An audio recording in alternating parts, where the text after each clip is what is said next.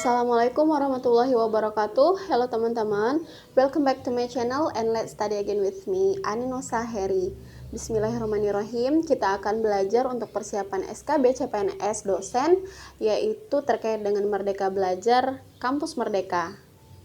Ada 25 soal yang akan kita kerjakan insya Allah. Kita mulai dari nomor 1. Nomor 1, perhatikan hal-hal berikut. Soalnya langsung, yaitu mana yang bukan termasuk pokok-pokok kebijakan Kampus Merdeka dalam Merdeka Belajar. Nomor 1 dan 2 itu ada pembukaan program studi baru, sistem akreditasi perguruan tinggi, itu termasuk ya teman-teman.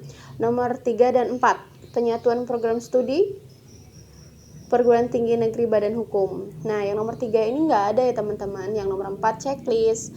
Nomor 5, hak belajar 3 semester di luar program studi. Nah, ini ada nih. Dan nomor 6, kenaikan jenjang akademik dosen, ini tidak ada. Jadi jawabannya adalah yang D. Nomor 3 dan 6 itu tidak ada dalam pokok-pokok kebijakan Kampus Merdeka. Nomor 2, pada Kampus Merdeka, PTN dan PTS diberi otonomi untuk membuka prodi baru jika perguruan tinggi tersebut memiliki akreditasi A saja, B saja, A atau B, atau C sudah bisa. Nah, jawabannya jika perguruan tinggi negeri dan perguruan tinggi swasta itu sudah terakreditasi A atau B, maka dia bisa mengajukan pembukaan prodi baru. Jadi jawabannya yang C ya teman-teman. Soal nomor 3, pada Kampus Merdeka, PTN dan PTS diberi otonomi untuk membuka prodi baru. Namun, prodi tersebut dapat diajukan jika ada kerjasama dengan mitra perusahaan, organisasi nirlaba, institusi multilateral, atau universitas yang titik-titik. Top 100 ranking QS, top 10 ranking Indonesia, atau universitas negeri di seluruh Indonesia, atau universitas yang memiliki akreditasi A di Indonesia. Nah, untuk ini jawabannya adalah yang A, top 100 ranking QS. Nah, QS ini adalah publikasi tentang ranking universitas setiap tahunnya yang diadakan oleh Quickrelli Simons, ya, QS. Soal nomor 4, pada Kampus Merdeka, PTN dan PTS diberi otonomi untuk membuka prodi baru, namun prodi tersebut bukan di bidang titik-titik. Ekonomi dan bisnis, teknologi informasi dan komunikasi, pendidikan dan kesehatan, atau teknik industri. Nah, jawabannya adalah yang C. Kenapa? Karena memang di jurusan ini aturannya lebih rigid ya teman-teman. Jadi ada mata kuliah yang memang mahasiswa itu kebanyakan harus benar-benar mengambilnya dan ditentukan dari program studinya. Sementara di Kampus Merdeka ini dalam 3 semester itu mahasiswa diberikan keleluasaan untuk memilih kegiatan belajarnya seperti di luar program studinya atau di luar perguruan tingginya, bahkan seperti itu teman-teman. Meskipun itu bukan benar-benar harus gitu. Jadi seperti memberikan pilihan kepada mahasiswa mau diambil atau tidak kesempatan ini untuk lebih berinovasi dan mengembangkan minatnya. Oke, ke soal nomor 5. Pada Kampus Merdeka, PTN dan PTS diberi otonomi untuk membuka prodi baru dan bisa menjalin kerjasama dengan organisasi mencakup hal berikut, kecuali. Nah, jadi ini yang bisa dikomunikasikan untuk saling bekerja sama terkait dengan hal berikut, kecuali penyusunan kurikulum, praktik kerja, penempatan kerja, atau biaya perkuliahan mahasiswa. Dan jawabannya adalah yang D. Bukan terkait dengan biaya perkuliahan mahasiswa ya. Soal selanjutnya, sebelum adanya Merdeka Belajar, Kampus Merdeka, prodi baru yang diajukan untuk dibentuk hanya mendapatkan akreditasi minimum. Jadi cukup terakreditasi gitu saja ya. Sementara setelah adanya kebijakan ini, prodi tersebut otomatis mendapatkan akreditasi titik-titik dari BAN PT A, B, C atau baik. Jawabannya adalah otomatis mendapatkan akreditasi C dari BAN PT ya teman-teman. Nah, nanti ketika dia di awal mendapatkan C, kalau ingin menaikkan akreditasinya, maka dia diperbolehkan seperti itu. Nomor 7, dalam Kampus Merdeka, wajib diadakan tracer study, yaitu penelitian mengenai situasi alumni, khususnya dalam hal pencarian kerja, situasi kerja, dan pemanfaatan pemerolehan kompetensi selama kuliah. Tracer study ini sendiri dilakukan titik-titik setiap tahun, setiap semester, 5 tahun sekali atau 2 tahun sekali. Dan jawabannya adalah setiap tahun ya teman-teman. Tracer study ini biasanya melihat bagaimana sih lulusan atau alumni, apakah mereka sudah bekerja, apakah pekerjaan mereka sesuai dengan jurusan mereka atau program studi yang mereka dalami ketika kuliah. Kemudian bagaimana peran atau kebermanfaatan si alumni ini di lingkungan kerja yang sekarang. Biasanya isinya seperti itu teman-teman. Nomor 8, sebelum adanya Merdeka Belajar kampus mereka, perguruan tinggi yang mendapat kebebasan membuka prodi baru yaitu PTS atau perguruan tinggi swasta, PTN Badan Hukum, PTN Badan Layanan Umum, atau PTN Satuan Kerja. Nah, di sini jawabannya adalah yang B, PTN Badan Hukum. Nah, di sini ada PTS dan PTN ya teman-teman, kita lihat. Kalau PTN itu perguruan tinggi negeri, berarti yang mendirikan pemerintah ya. Kalau PTS itu yang menyelenggarakan adalah bukan pemerintah, seperti yayasan masyarakat. Nah, pemerintah itu memberikan izin ke PTS. Jadi PTS tetap harus mengikuti peraturan yang ada atau perizinannya bisa dicabut. Soal nomor 9, perhatikan kategori berikut. Kita langsung ke soal. Yang bukan termasuk rekomendasi mitra yang dapat bekerja sama dengan perguruan tinggi dalam pendirian prodi baru adalah titik-titik. Jadi seperti kita sudah bahas tadi, kalau perguruan tinggi ingin mengajukan pendirian program studi, maka program studi itu harus menjalin mitra dengan ini. Yang mana yang bukan? Kalau nomor 1 dan 2, perusahaan multinasional, perusahaan teknologi global, itu termasuk ya. 3 dan 4, startup teknologi, organisasi multilateral. Nah, ini juga termasuk. Lalu 5 dan 6, BUMN dan BUMD. Nah, ini juga termasuk. Jawabannya adalah yang D, nomor 7. Bukan DPRD ya. Nah, di sini bisa kita lihat teman-teman contoh dan rekomendasi mitra yang dapat bekerja sama dengan perguruan tinggi dalam pendirian program studi baru. Di situ kategorinya ada perusahaan multinasional, perusahaan teknologi global, startup teknologi, organisasi multilateral, BUMN, dan BUMD. Untuk contoh perusahaan multinasionalnya itu perusahaan besar dunia yang masuk dalam daftar Fortune 500. Contoh Royal Dutch Shell, Nestle, Toyota, dan lain-lain ya. Di situ ada bacaannya. Lalu untuk perusahaan teknologi global itu seperti perusahaan teknologi yang sudah memiliki reputasi sangat baik, contohnya Google, Apple, Amazon, Intel, Cisco System, dan lain-lain. Nah, untuk startup teknologi itu seperti perusahaan startup yang telah mengumpulkan dana sebesar minimum 50 juta US dollar. Nah, contohnya itu seperti Tokopedia, Traveloka, Gojek, dan lain-lain. Lalu, organisasi multilateral itu contohnya seperti organisasi multilateral dan nirlaba kelas dunia. Contohnya PBB, World Bank, atau Bank Dunia, ADB, USAID, Gates Foundation, dan lain-lain. Lalu, untuk BUMN, berarti berskala besar di tingkat nasional ya, seperti PLN, BRI, Pertamina, dan lain-lain. Kalau BUMD skalanya berarti per provinsi, contohnya MRT, Transjakarta, atau bank-bank daerah, seperti itu ya teman-teman. Oke, kita ke soal selanjutnya nomor 10. Sebelum adanya Merdeka Belajar, Kampus Merdeka, semua perguruan tinggi dan prodi wajib melakukan proses akreditasi setiap 5 tahun dan dapat berjalan sampai 170 hari untuk perguruan tinggi dan 150 hari untuk prodinya. Setelah adanya kampus merdeka, maka titik-titik. Yang A, proses akreditasi setiap 10 tahun. Oh, lama sekali ya. Yang B, proses akreditasi setiap 5 tahun, jadi tidak ada perubahan. Kalau yang C, proses akreditasi setiap 3 tahun, jadi lebih cepat. Atau yang D, reakreditasi bersifat otomatis. Nah, jawabannya adalah yang D. Jadi, untuk proses akreditasinya itu reakreditasi bersifat otomatis. Jadi, Misalkan B nih sebelumnya, ya next juga tetap B seperti itu. Namun syaratnya tidak ada penurunan mutu yang signifikan. Oke, nomor 11. Pada mereka kampus ini, akreditasi A akan diberikan bagi prodi yang berhasil titik-titik. A mendapatkan akreditasi internasional, B mahasiswanya mendapatkan medali lomba sampai kancah internasional, C memiliki dosen doktor lebih dari 20% dosen di prodi tersebut, atau D memiliki sarana dan prasarana yang berbasis teknologi secara menyeluruh.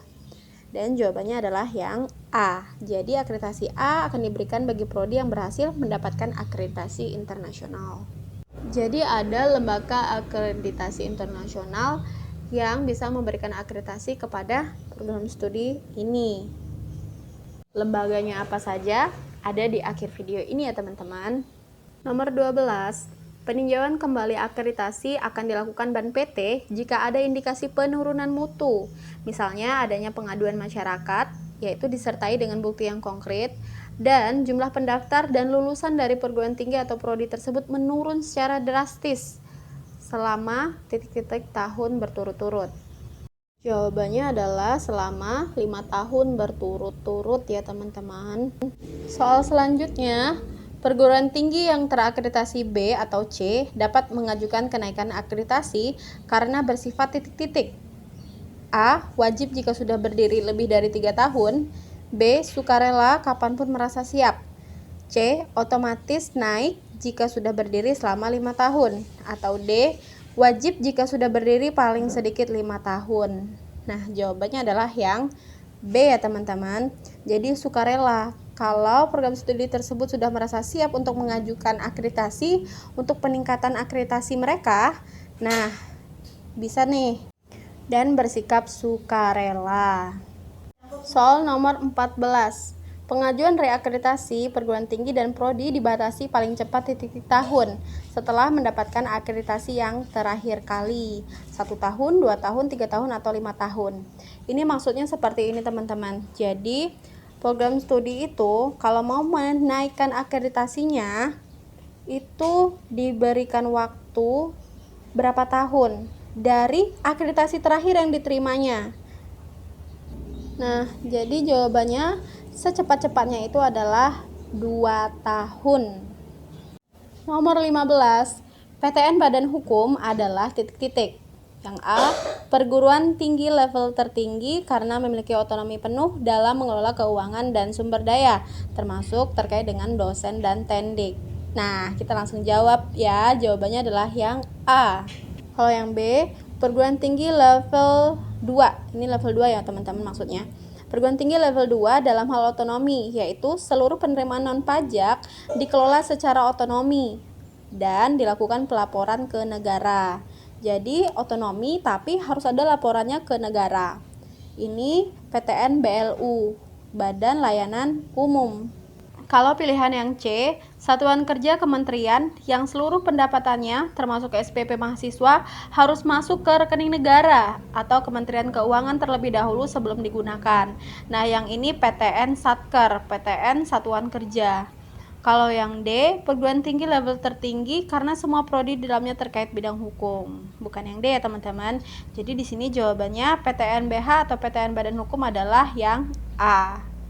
Nomor 16, perguruan tinggi wajib memberikan hak bagi mahasiswa untuk secara sukarela dapat diambil atau tidak ya maksudnya, yaitu dapat mengambil SKS di luar perguruan tinggi sebanyak titik semester atau setara dengan 40 SKS, atau ditambah lagi dapat mengambil SKS di prodi yang berbeda di PT yang sama, di perguruan tinggi yang sama sebanyak 1 semester atau setara dengan 20 SKS. Nah, jawabannya untuk pengambilan SKS di luar perguruan tinggi itu adalah selama 2 semester. Jadi totalnya itu adalah 3 semester ya untuk pelajaran atau SKS yang diambil secara sukarela di luar program studi mahasiswanya. Nomor 17. SKS yang wajib diambil di program asal mahasiswa dalam kampus Merdeka adalah sebanyak 5 semester dari total semester yang harus dijalankan. Dan ini tidak berlaku untuk prodi apa? Nah, ini mirip sama yang tadi ya. Sudah ada sebelumnya yaitu prodi kesehatan. jadi tidak berlaku di prodi kesehatan. Nomor 18. Setiap SKS dalam kampus Merdeka diartikan sebagai jam kegiatan, bukan jam belajar. Definisi kegiatan sendiri yaitu belajar di kelas, praktik kerja atau magang, pertukaran pelajar, proyek di desa, wirausaha, riset, studi independen, dan kegiatan mengajar di daerah terpencil. Nah, semua jenis kegiatan terpilih harus dibimbing seorang dosen dan dosennya ditentukan oleh perguruan tinggi. Dan daftar kegiatan yang diambil oleh mahasiswa ini dalam 3 semester ini ya, dapat dipilih dari program yang ditentukan pemerintah dan titik-titik. Jawabannya adalah yang C, program yang disetujui oleh rektor. Nomor 19, kegiatan mahasiswa yang dapat dilakukan di luar kampus dan biasanya difasilitasi oleh Kemendikbud, yaitu proyek di desa, mengajar di sekolah, pertukaran pelajar, atau wirausaha.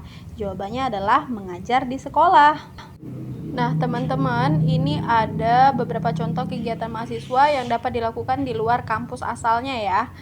Seperti magang atau praktik kerja, proyek di desa, mengajar di sekolah, pertukaran pelajar, penelitian atau riset, kemudian wirausaha, studi atau proyek independen, atau proyek kemanusiaan. Di antara kegiatan ini, ada yang wajib dibimbing oleh seorang dosen atau pengajar, seperti magang atau praktik kerja, kegiatan wirausaha, dan studi atau proyek independen. Nah, kita lihat contohnya untuk magang atau praktik kerja. Itu seperti magang di perusahaan, yayasan nirlaba, organisasi multilateral, institusi pemerintah, maupun perusahaan rintisan atau startup. Untuk proyek di desa, itu seperti proyek sosial untuk membantu masyarakat di pedesaan atau daerah terpencil dalam membangun ekonomi rakyat, infrastruktur, dan lain-lain. Nah, hal ini dapat dilakukan bersama aparatur desa, BUMD desa, koperasi, atau organisasi desa lainnya. Untuk mengajar di sekolah, seperti tadi, bisa difasilitasi oleh Kemendikbud biasanya.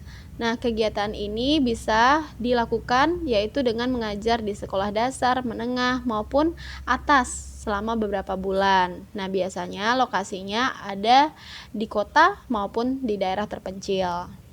Untuk pertukaran pelajar, yaitu mengambil kelas atau semester di perguruan tinggi luar negeri maupun dalam negeri berdasarkan perjanjian kerjasama yang sudah diadakan pemerintah. Untuk nilai dan SKS yang diambil di perguruan tinggi luarnya ini nih akan disetarakan oleh masing-masing perguruan tinggi. Lalu terkait dengan kegiatan penelitian atau riset, itu terkait dengan akademik, baik sains maupun sosial humaniora, yang dilakukan di bawah pengawasan dosen atau peneliti. Dapat juga dilakukan untuk riset penelitian LIPI atau BRIN. Next, untuk kegiatan wirausaha. Di sini mahasiswa mengembangkan kegiatan kewirausahaan secara mandiri. Namun harus dibuktikan dengan penjelasan atau proposal kegiatan kewirausahaan dan bukti transaksi konsumen atau slip gaji pegawai. Dan harus tetap di bawah bimbingan dosen atau pengajar. Lalu ada studi atau proyek independen. Di sini mahasiswa dapat mengembangkan sebuah proyek berdasarkan topik sosial khusus dan dapat dikerjakan bersama-sama dengan mahasiswa lain, juga di bawah bimbingan dosen atau pengajar. Lalu ada proyek kemanusiaan. Di sini contohnya yaitu kegiatan sosial untuk sebuah yayasan atau organisasi kemanusiaan yang disetujui perguruan tinggi, baik di dalam maupun di luar negeri. Contoh organisasi formal yang disetujui yaitu yang disetujui rektor, yaitu Palang Merah Indonesia, Mercy Corps, dan lain-lain. Soal nomor 21. Siapakah yang menentukan perhitungan SKS dalam kebebasan mengambil SKS di luar perguruan tinggi atau di luar prodi di perguruan tinggi yang sama bagi mahasiswa? Masing-masing program studi, masing-masing perguruan tinggi, Menteri Pendidikan dan Kebudayaan atau mahasiswa itu sendiri. Dan jawabannya adalah masing-masing perguruan tinggi ya teman-teman. Jadi contoh magang, berapa nih SKS-nya? Atau pertukaran pelajar, berapa nih SKS-nya? Itu ditentukan oleh masing-masing perguruan tinggi. Soal nomor 22. Dalam proses monitoringnya, tracer study akan diberlakukan sebagai salah satu data utama yang terintegrasi dengan pangkalan data Kemendikbud dan juga akan disambungkan dengan titik-titik pangkalan data Dikti atau PD Dikti, Disduk Capil, website Mitra Prodi. Tadi kan program studi yang baru itu harus bekerja sama dengan mitranya ya. Nah, atau BAN PT. Dan jawabannya untuk tracer study ini datanya akan terintegrasi dengan pangkalan data Kemendikbud dan juga pangkalan data Dikti atau PD Dikti. Soal selanjutnya nomor 23. Tracer study menjadi salah satu alat ukur kinerja dan luaran perguruan tinggi. Hal ini terutama penting untuk melihat kemampuan perguruan tinggi dalam membentuk mahasiswa yang siap kerja. Tracer study juga berfungsi sebagai masukan untuk menjamin mutu pembelajaran, seperti evaluasi relevansi kurikulum. Tracer study dilaksanakan dengan metode titik-titik. Yang A, sampling sensus kepada alumni jika sensus total tidak memungkinkan. Yang B, sensus total kepada semua alumni. Yang C, sensus total kepada semua mahasiswa aktif semester akhir. Atau yang D, sampling sensus kepada mahasiswa aktif semester akhir. Jadi total atau sampling. Nah, jawabannya adalah sampling kepada alumni atau kepada mahasiswa akhir, yaitu kepada alumni. Jadi jawabannya yang A, yaitu sampling sensus kepada alumni jika sensus total tidak memungkinkan. Nomor 24. Aturan yang mengatur tentang lembaga akreditasi internasional, yaitu titik-titik. Nah, lembaga akreditasi internasional seperti kita tahu itu adalah lembaga yang bisa memberikan akreditasi A untuk program studi. Dan jawabannya adalah Keputusan Menteri Pendidikan dan Kebudayaan nomor 83 tahun 2019, 2020 atau 2021 atau nomor 84 tahun 2020. Jawabannya adalah nomor 83 tahun 2020. Kalau yang nomor 84 tahun 2020 ini tentang vaksinasi ya teman-teman. Oke, soal selanjutnya. Yang terakhir nomor 25. But untuk teman-teman yang belum subscribe channel ini dan menyalakan lonceng notifikasi, boleh di-subscribe dan nyalakan lonceng notifikasinya agar kita bisa belajar bersama ya. Nomor 25. Akreditasi A diberikan kepada prodi yang mendapatkan akreditasi internasional dari lembaga akreditasi internasional, yaitu seperti yang sudah diakui persetujuan internasional berikut ini, kecuali ada itu yang A, EQAR, ada CHEA, ada USDE, atau RSC. Jawabannya adalah yang D, RSC. Untuk lembaga-lembaga ini sudah ditentukan ya teman-teman oleh menteri. Kita lihat ya, atau Kemendikbud. Nah, ini daftarnya nih teman-teman. Jadi ada yang sudah disetujui dengan persetujuan internasional, ada yang disetujui tapi ini belum melalui perjanjian internasional. Nah, itu dia pembelajaran kita melalui video ini. Kalau bermanfaat, alhamdulillah. Semoga harapannya sih bermanfaat ya teman-teman. Semoga kita mendapatkan takdir baik menjadi keluarga besar Kemendikbud melalui penerimaan CPNS kali ini. Thank you. Remember to like, comment, share, and subscribe, dan nyalakan lonceng notifikasinya. Wassalamualaikum warahmatullahi wabarakatuh. Bye-bye.